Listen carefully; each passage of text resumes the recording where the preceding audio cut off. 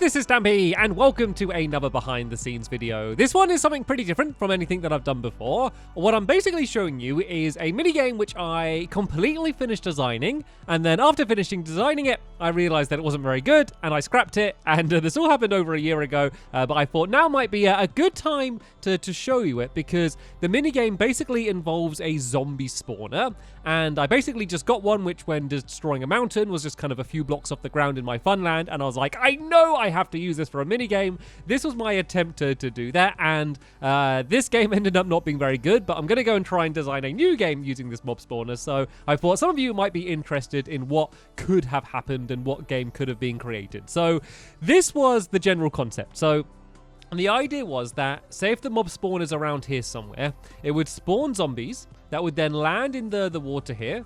They'd be pushed forward, and then while they're being pushed forward, over here, there would be some dispensers, which would be firing out arrows, and you would be kind of standing on the platform, and you'd need to kind of just time it so that as the zombies went past, you would have to step on these pressure plates, and it would fire off the arrows, and basically you needed to stop the zombies from making their way down to the end, where they'd go and be dropped into the lava, I guess, in this version of it. And I think I had some way of counting them or something.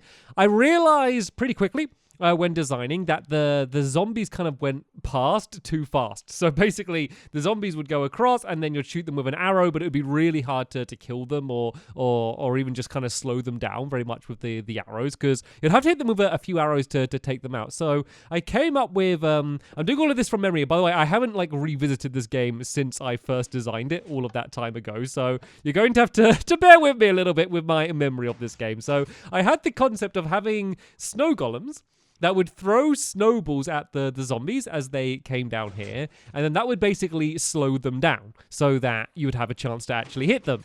But if you had a snow golem which was always throwing snowballs, the zombie just wouldn't move. It would just be here for like ever and basically be kind of continually getting knocked back, and then it wouldn't go anywhere. So I then came up with a method where I would have pistons that would drop down to block the snow golems at certain points. So, you know, they'd move along, they get stopped, then they'd move along. So basically, they would do what I hoped they would do and kind of gradually make their way down to the end. Let me see if I can kind of show you an example. I haven't done the redstone exactly as it would be. I don't really know what the timing is. But let's just go and throw in some zombies. We have a ceiling here, so they shouldn't all get burned up. I believe I'm in peaceful mode, so let's go and switch to easy. And let's go and throw in a few zombies. So they wouldn't be like spawning as fast as I kind of threw them in there. They kind of just pop out pretty gradually. But as you can see, my little snow golem is there throwing snowballs and kind of knocking them back, which would give me a chance to go and like fire arrows from here to try and take them out. So that was the general concept.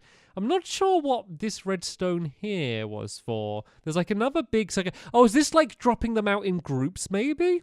Let's go and like do this redstone for a bit and let's see, what is this even linked up to? This is linked up to nothing. I reckon that there might have been like a piston or something here that would have been opening up or something, but this was my very early mock-up. You can see that I was kind of playing around with the color scheme and kind of keeping it close to a zombie seemed to be the color scheme that made sense. Look at them all just like escaped and burning and running around on fire and all sorts down there. So that was the general concept of the game, and I took a little while to get to that point. You can see I was kind of testing out different blocks that would like stop the snow golems, and I spent a long time getting just to that point as it was, and then I thought, let's go and try and do something a little bit more final and come up with a design. So the design I came up with was kind of a little bit gross, but it's as if it's like a zombie almost lying down. Obviously it doesn't look exactly like a zombie, but it got like the zombie head and then the colors here, and then all of the zombies would spawn in its head. The bedrock block marks where the mob spawn would be. That was the right amount of blocks off the ground.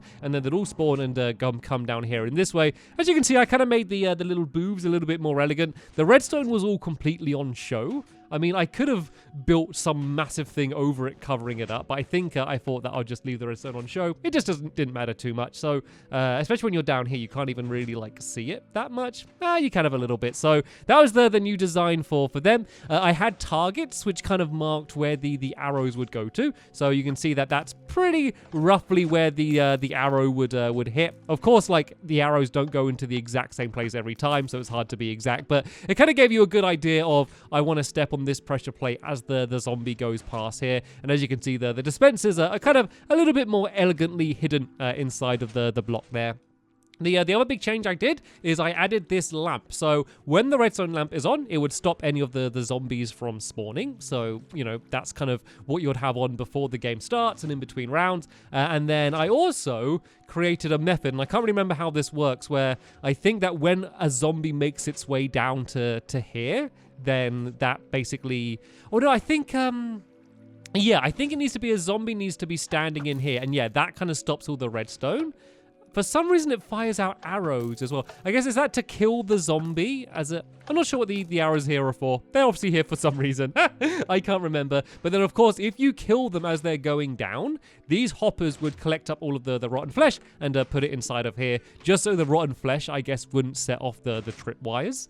I can't remember. I think I had the idea of making it so, like, once 3 zombies have dropped down, you lose or something. I can't remember if I ever got round to doing that. So, yeah, that's how all of this works. And then the redstone started to get a little bit silly at this point, as you can see. So the way I did a timing system, which is a really great way to do a timing system, is basically we have all of this rotten flesh up here. It could be anything, and hopper leading down to another chest down there as well. When there's a redstone signal being sent to the hopper, the blocks can't make their way down. So you can see if I break away this, all of the rotten flesh is going to start dropping down. But then if I put it back, it's going to stop. So this redstone is obviously linked up to something down there. And this is basically the way you'd start it. So if you switch that, this light turns on, which means the game has begun. That should turn off this lamp. Yep, this lamp is now out. So all of the zombies would start making their way out of there. You would be trying to stop them. And then I believe the way it would work is that once a zombie has made its way and dropped down, I guess it's probably going to be a single zombie, because that zombie's just going to kind of stay down there, isn't it? So I guess that once a zombie's down there, that's going to turn the light on, and then that would mark the end of the game. And this light stays on, I guess. There's no way to turn that light off. So I guess, yeah, once one zombie's made its way down, that's going to be the end of the game there. So that's pretty much the game in a nutshell. So you'd kind of just be standing here, dodging between these 3, trying to hit the zombies.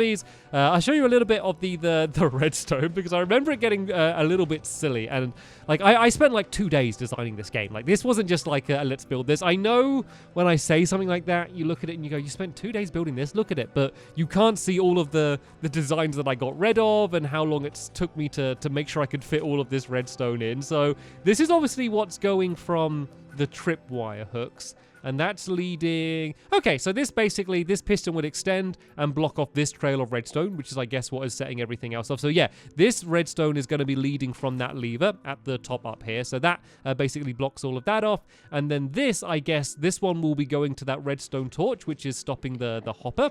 And then down here, this is going to be the one that I guess is going to the redstone lamp, which will be up around here somewhere. So there we go. There's the redstone lamp there. So that's, in a nutshell, the way the redstone worked. And then the rest of the redstone around here is linking up to the dispensers, which once again, fitting 3 pressure plates this close together to link up to all of those dispensers isn't the easiest thing. So I guess that one's literally right on top of the dispenser, so that one's easy. And then we have this trail which goes down here, goes along to here, and then to that one there. And then the other one kind of goes down, loops underneath, goes around to that one there. So yeah, fitting all of that redstone in was pretty compact. I will be honest, I wasn't looking forward to building that in my lovely world. Back when I thought that I was going to be building this in my lovely world. So what I thought I'd kind of just end with is kind of talking about, you know, why did I not do this game? The game is pretty complete. It pretty much works. There's probably a few tweaks I'd have to make. But the reason I got rid of it is it just wasn't very fun. Like, the idea of it I liked. Like, it sounds fun. That's the thing. It looks kind of pretty cool with the big zombie head and all the snow globes and that. It sounds fun, but like when I did like my tester games where I'll just go and like throw a bunch of zombies, I think they're all going to burn. Actually, no, I think they should be all right because they're in the water. Maybe that's something that I realized. So it sounded fun, but when I'm just standing here, it's all just a little bit slow and there's no real challenge and there's just no strategy to it. It's just when there's a zombie there, just go and step on the pressure plate like this. And, you know, it might be a little bit more fun when there's a single zombie kind of getting bounced back and forth. But yeah, the game just was flawed in so many ways and it just got way too complicated. So the way I like to design a game generally is I come up with an idea and then I pretty much just start either kind of drawing on my whiteboard or just building it straight away, and it normally ends up being a complicated mess, and then I gradually simplify it and streamline it and improve it and make additions until it ends up being what it is in my lovely world. And this never had that that process. It basically started off as a basic idea and then gradually got more and more complicated until we ended up with the thing that we have here. And ultimately, it wasn't very fun. It was way too complicated for its own good. Once I started adding in the snow golems and that, it just started to get silly. The redstone got to become a bit of a mess. And yeah, I just realized that I was just kind of carrying on with the idea because I liked the idea of the idea more than the idea itself, if that makes any sense. And I think that a lot of people think that when I come up with an idea for my mini games or whatever it is, that, you know, I'm just sitting there and I go, oh, I've got an idea, we could do this, and then I build it. And in a way, that would be way more impressive if I could do that. Like, people are always, you know, saying about, you know, how can you come up with ideas so quickly? And the truth is you start off with a rubbish idea. You start off with a big, ugly rock of an idea, which is something very simple and something very obvious, and then the real skill is kind of chiseling it down and improving it and streamlining it, and then, you know, sometimes you end up with a just a bigger ugly rock in the middle, and sometimes you end up with a diamond in the middle, but you can't know until you start kind of really working it out. And it's a lot of the small details that kind of end up making a game a good game, a bad game, or possibly even a great game. So this was the game that was not to be. I don't think I ever came up with a name for it. I'm looking around for a sign here. Sometimes I put down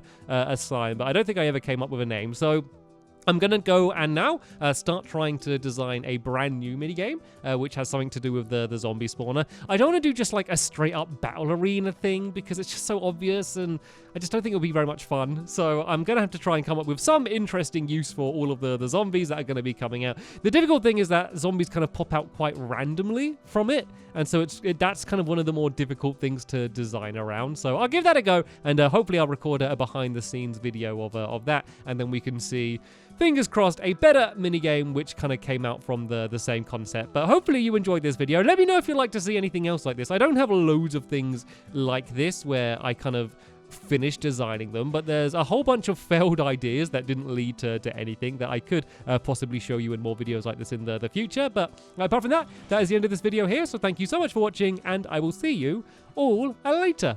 Bye!